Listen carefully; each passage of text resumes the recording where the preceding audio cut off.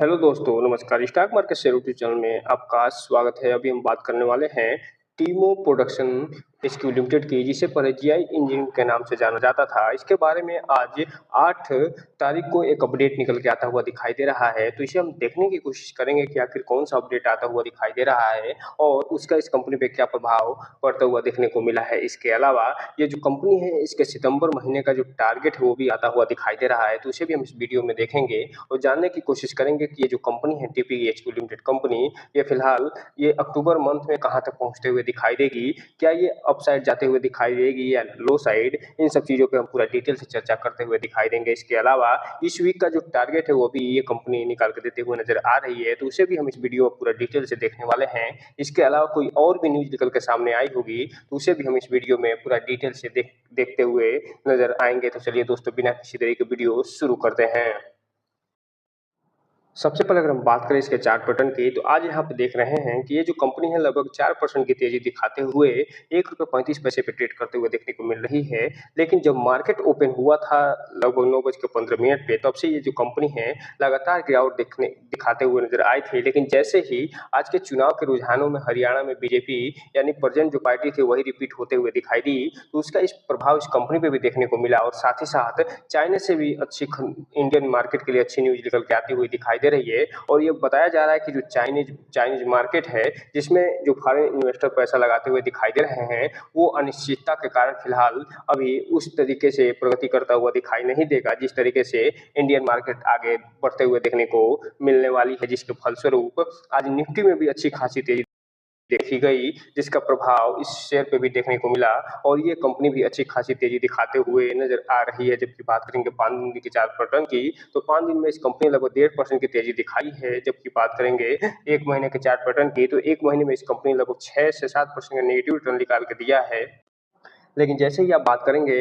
6 महीने के chart pattern की, तो ये जो कंपनी 6 महीने में 12.5% का रिटर्न निकाल के देते हुए नजर आएगी। ये टिल डेट की बात करेंगे तो 17.5% का। जबकि बात करेंगे 1 साल के चार्ट पैटर्न की, तो 1 साल में इस कंपनी ने अपने शेयर होल्डर को 17% के आसपास का रिटर्न निकाल के दे चुकी है। जबकि बात करेंगे मैक्सिमम चार्ट पैटर्न की, तो इसका जो चार्ट पैटर्न है फिलहाल ये रेड में होता हुआ दिखाई देगा, जिसका मुख्य कारण ये है कि ये जो कंपनी पहले जीआई इंजीनियरिंग के नाम से जानी जाती थी और केवल केवल स्टील प्रोडक्ट में काम करते हुए दिखाई देती थी। लेकिन जब से इसका काया पलट हुआ है और ये टीपीएचक्यू के नाम से जानी जा रही है, तब से ये जो कंपनी है फिलहाल ये फिल्म प्रोडक्शन में ये इंक्लूड होते हुए दिखाई दे रही है। और ये हर प्रकार के डॉक्यूमेंट्री के साथ साथ जो ओटीटी प्लेटफॉर्म है वहां पे भी अपने प्रेजेंस लेते हुए दिखाई दे रही है। साथ ही साथ ये जो कंपनी है अभी ऑस्ट्रेलिया में एक फिल्म बनाने के लिए भी ऑस्ट्रेलियन जो डायरेक्टर हैं उनसे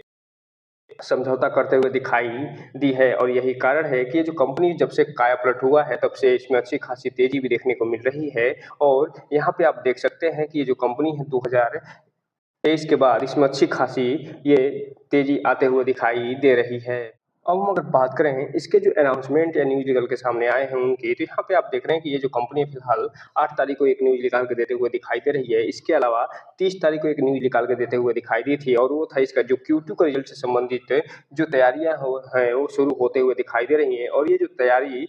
इसलिए कही जा रही है क्योंकि ये जो कंपनी है अपना जो ट्रेडिंग विंडो है फिलहाल 1 अक्टूबर से बंद करते हुए दिखाई दे रही है। और ये जो 1 अक्टूबर से ट्रेडिंग विंडो बंद हुआ है उसमें जो प्रमोटर हैं और प्रमोटर ग्रुप हैं उनके लिए, साथ ही साथ कंपनी के जो कर्मचारी हैं और अधिकारी हैं उनके लिए फिलहाल ये जो ट्रेडिंग है वो बंद होते हुए दिखाई दे रही है। जैसे ही Q2 का रिजल्ट निकल के सामने आएगा उसके 48 घंटे बाद पुनः ये ट्रेडिंग विंडो ओपन होता हुआ दिखाई देगा। अर्थात जो प्रमोटर हैं और प्रमोटर ग्रुप के साथ साथ जो कर्मचारी और अधिकारी हैं उनके लिए ट्रेडिंग विंडो खोलता हुआ दिखाई देने वाला है। इससे पहले जो न्यूज निकल के सामने आई थी वो 27 तारीख को आई थी, जो कि एजीएम की मीटिंग जो हुई थी 25 तारीख को, उसके संदर्भ में ये पोस्टल बैलेट रिपोर्ट आता हुआ दिखाई दिया था। तो चलिए दोस्तों, ये जो 8 तारीख की न्यूज निकल के सामने आई है उसे हम पूरा डिटेल से देख लेते हैं।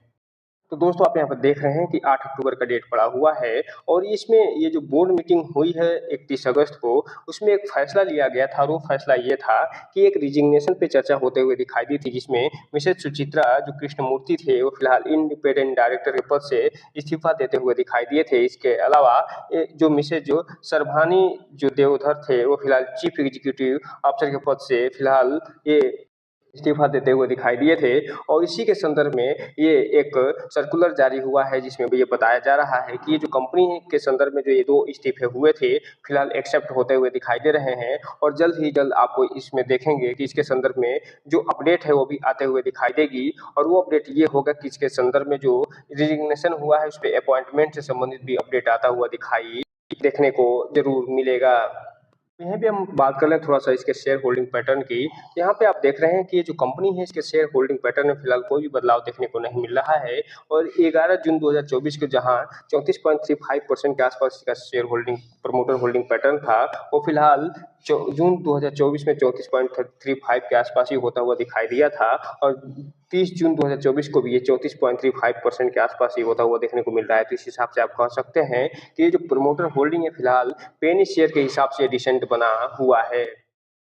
अब हम अगर बात कर लें आज के कारोबार की, तो यहाँ पे जो डिलीवरी पोजीशन उठाई जा रही है और जो टोटल क्वांटिटी ट्रेड हुई है उसके बारे में, तो यहाँ पे आप देख रहे हैं कि 8 अक्टूबर का डेट पड़ा हुआ है, जिसमें 6,25,000 शेयरों की टोटल क्वांटिटी ट्रेड हुई है और पूरा का पूरा इसमें डिलीवरी उठता हुआ दिखाई दे रहा है, जो ये बता रहा है कि इसमें जो टोटल इन्वेस्टर हैं वो हावी होते हुए दिखाई दे रहे हैं और जो ट्रेडर हैं फिलहाल इसमें कोई भी माल उठाते हुए देखने को नहीं मिले हैं, न ही इसमें जो प्रॉफिट बुक करते हुए दिखने को मिल रहे हैं। इसलिए जो भी रिटेल इन्वेस्टर हैं उनसे एक चीज़ कहना चाहेंगे कि इस कंपनी में कोई भी इन्वेस्टमेंट करने से पहले अपने वित्तीय सलाहकार से संपर्क जरूर करिएगा और जब भी इसमें इन्वेस्टमेंट करना हो तो इस कंपनी के बारे में फुल एनालिसिस करने के बाद ही कोई भी इन्वेस्टमेंट करने का प्रयास करिएगा, क्योंकि ये जो वीडियो है सिर्फ और सिर्फ एजुकेशनल पर्पज के लिए बनाया जा रहा है, सिर्फ और सिर्फ आपको एजुकेशन देने के लिए बनाया जा रहा है। अब हम अगर बात करें इसके अक्टूबर मंथ के टारगेट की, तो यहाँ पे आप देख रहे हैं कि ये जो कंपनी है इसका जो फर्स्ट अप टारगेट है वो फिलहाल ₹1.77 का है और जो सेकंड अप टारगेट दिया जा रहा है वो ₹1.90 का है और जो फोर्थ अप थर्ड अप जो टारगेट है वो फिलहाल ₹2 के आसपास का है और जो फोर्थ अप टारगेट है वो ₹2.25 का दिया जा रहा है। तो इस हिसाब से आप कह सकते हैं कि जो कंपनी है इसका जो अप साइड टारगेट का जो रेंज है वो ₹1.77 से लेके और ₹2.25 तक होता हुआ दिखाई दे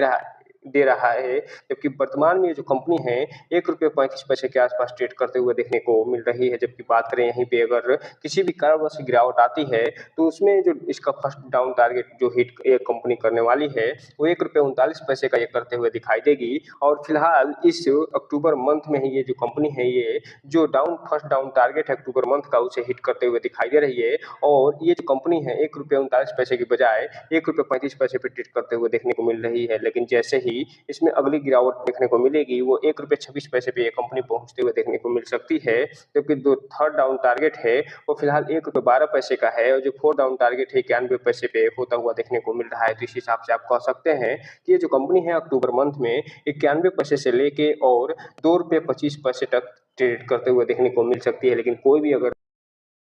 इसमें अच्छी न्यूज़ निकल के आ गई और ये कंपनी ने अच्छा खासा परफॉर्मेंस दिखा दिया तो न केवल ये अपसाइड का फोर्थ अप जो टारगेट उसके तरफ पहुंचते हुए दिखाई दे सकती है, लेकिन किसी भी कारणवश अगर इसमें गिरावट आती है तो हो सकता है कि ये जो कंपनी ₹1 के नीचे भी आते हुए दिखाई दे जाए। इसलिए जो भी रिटेल इन्वेस्टर है थोड़ा सा इसमें ध्यान से आगे बढ़िएगा और इस कंपनी के बारे में पूरी डिटेल जानकारी जरूर निकालिएगा।